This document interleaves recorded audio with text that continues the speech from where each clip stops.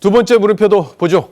네, 두 번째 물음표, 김은경 라임 사태 봐주기 의혹입니다. 예, 이거는 정 기자가 단독으로 좀 취재한 내용인데 민주당 김은경 혁신위원장이 문재인 정부에서 금융감독원 부원장을 지냈잖아요. 근데 라임 사태와도 관련이 있었다 이런 내용이죠. 네, 그 김 위원장은 금감원에서 부원장급으로 이 금융소비자 보호처장을 지냈는데요. 예.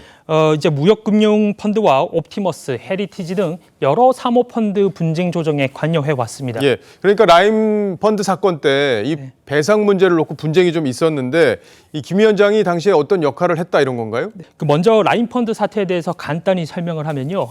이 라임 자산운용이 펀드의 위험성을 알리지 않고 이 은행과 증권사를 통해 판매하다가 환매가 중단이 됐고요. 결국 투자자에게 1조 6천억 원이 넘는 손실을 끼친 사건입니다. 그때 피해자들한테는 2천억 피해를 입히고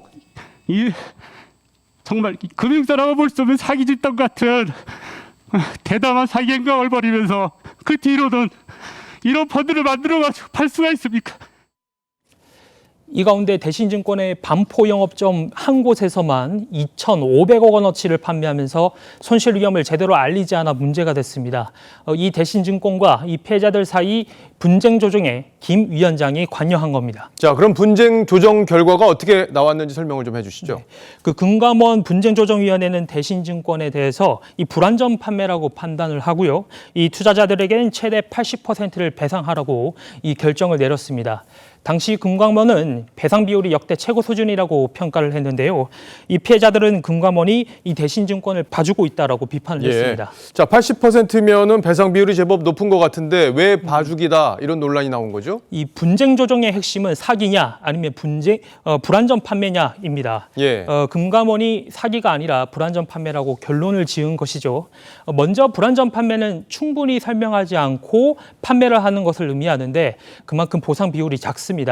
반면 사기가 인정되면 계약 자체가 취소되기 때문에 이 투자자들이 투자금 전액을 환급받을 수 있습니다. 예, 그러니까 대신증권의 경우에는 사기가 아니라 이게 불안전 판매다 이렇게 김은경 위원장이 판단을 했다 이런 거군요. 네, 맞습니다. 예. 그 여기서 근데 문제는 법원 판결과 김 위원장의 판단이 달랐다라는 점입니다. 아, 그래요? 예. 그 대신증권 반포 영업점 문제는 법정에서도 공방이 벌어졌는데요. 이 법원은 2021년 3월이죠.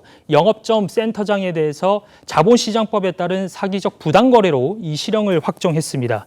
그런데 사기로 결론난 이 판결을 금감원이 전혀 반영하지 않고 이 판결 석 달 뒤에 불안전 판매라고 판단을 한 겁니다. 아, 그렇다면 이제 피해자들이 금감원의 결정에 대해서 문제 제기를 했겠네요. 네, 맞습니다. 예. 그 피해자들은 민사소송을 제기를 했고요.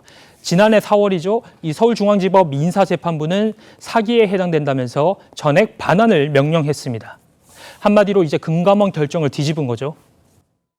이미 사법부가 사기적 부정거래라는 확실한 판결을 하였는데도 불구하고 이에 거스르고 금감원이 오히려 피해자에게 불리한 불안전 판매로 격화시키는 판결을 한 걸로 보이고요.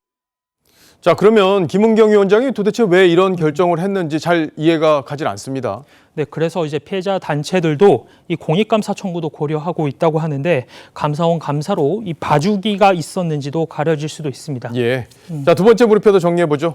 네, 두 번째 물음표 김은경 라임 사태 봐주기 의혹에 대한 느낌표는 치욕이라더니라고 정리하겠습니다. 예. 김 위원장은 금융감독원 부원장 당시 윤석열 밑에서 통치받는 게 너무 치욕스럽다라고 말을 해서 논란이 됐습니다. 이 3억 원이 넘는 연봉을 받으면서 금감원 이 본연의 업무에는 소홀했던 것은 아닌지 그 부분도 살펴봐야 할 것 같습니다. 예. 자, 정 기자 잘 들었습니다.